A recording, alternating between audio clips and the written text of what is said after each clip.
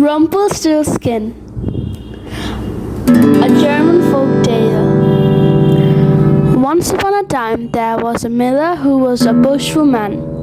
One day the miller's daughter, who was spinning cloth in the doorway, when the king rode past, he stopped and spoke to the girl, and the miller began to boast. "She can't even spin straw into gold, your majesty," he said. Needless to say, the poor girl could not do nothing of the sort. But the king was very greedy. He took the miller's daughter to his palace.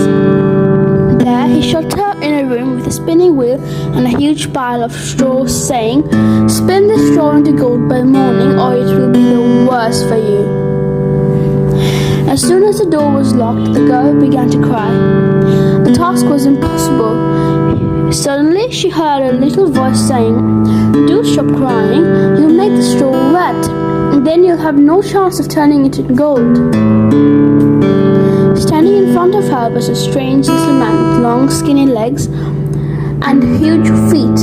"Give me your necklace and I will do what the king has asked," snapped the man. The miller's daughter handed him the necklace, and the man sat down to spin.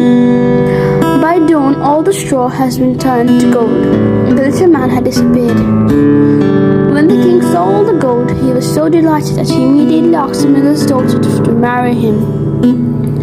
For a while all was well, but then the king's treasure house grew empty again. The poor girl, who was now the queen, was locked again in a room with straw and a spinning wheel. As the queen wept, the strange man appeared. The queen begged him to help him and offered all the jewels she was wearing. "This time you must promise me to give me your firstborn child," the man said.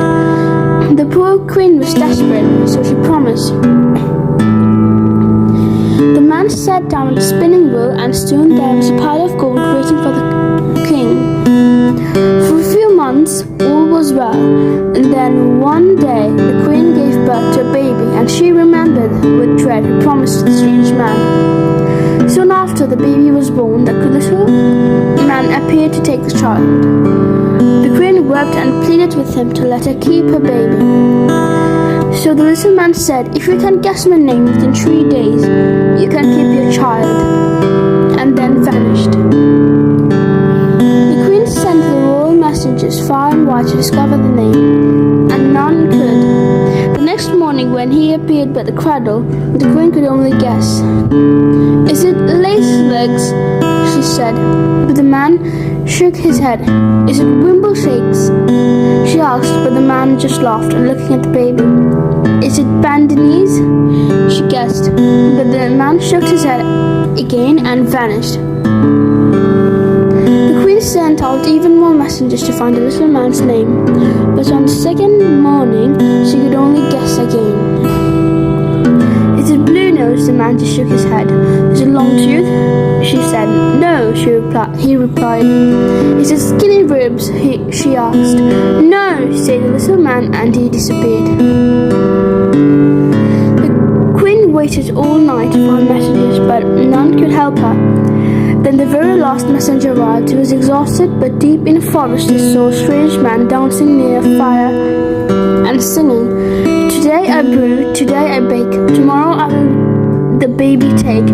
The queen will lose my game, Rumpelstiltskin is my name." The queen was delighted with the news. When the man appeared in the next morning, the queen pretended she did not know his name. "Is it ginger teeth?" she asked, but the man shook his head and picked up the baby. "Is it silver hair?" she asked. "No," said the man, walking towards the door. "Is it Rumpelstiltskin?" asked the queen with a sly smile, and the man gave a shriek as she took back her baby. He stamped his foot so hard he fell through the floor and was never seen again. And that was the end of the Rumpelstiltskin. The end.